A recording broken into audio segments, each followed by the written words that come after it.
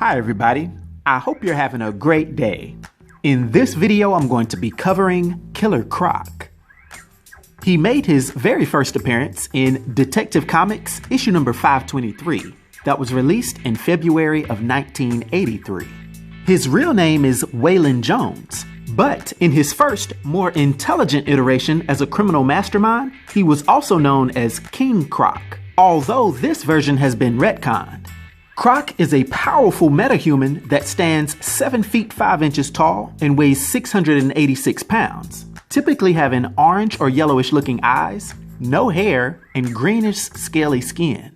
Killer Croc is afflicted by what's known as a regressive atavism, or basically just a genetic regression back to an ancient form. In his circumstances, he's progressively becoming more and more reptilian, bearing a striking resemblance to a humanoid alligator or crocodile. Due to this, he has a considerable mid-tier superhuman strength, being well known for wrestling alligators and being far stronger than most metahumans, although it has been noted that he's somewhat weaker than the powerful villain Bane, or at least he can't quite fight as well as he can, despite being an experienced wrestler and street fighter. Killer Croc also has exceptional durability, his skin being highly resistant to most normal forms of physical attack, and even being invulnerable to some firearms, especially if they're fired from a distance. Croc also has very enhanced animal-like senses, as well as considerable speed and agility for his size, being able to move much faster than even a peak athletic human. And this includes him being a near-perfect swimmer, being able to move like a torpedo through the water and hold his breath for a very long time. And he also has a moderate regenerative ability similar to some reptiles, even being able to slowly regrow lost limbs.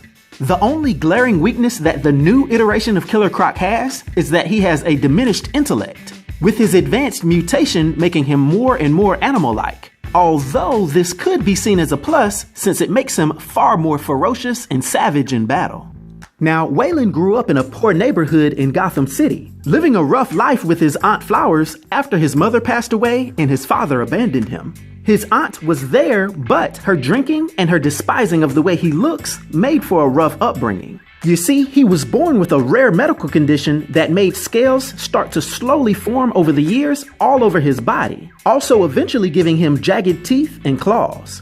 Obviously, this caused him to be picked on by other cruel kids at school, and they're the ones that gave him the nickname Croc. And although he hated that name then, he would eventually come to embrace it once he became more powerful. When Waylon came into young adulthood, he would make his way to Jacksonville, Florida, and would become a sideshow act wrestling alligators in the Eddie Giesel Circus. At this point, he was completely covered in hard green scales and had a massive frame, which led to his new title, Killer Croc. This act would go on for years, but he'd eventually become tired with his low income from the circus, and would literally bite off the hand that fed him when he quit to return to Gotham City. Being back home, he would become a thief and slowly plan how to become an underworld crime lord.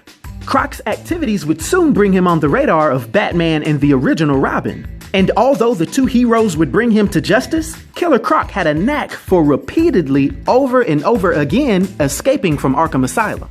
One time even biting off the hand of one of Arkham's toughest guards, Aaron Cash.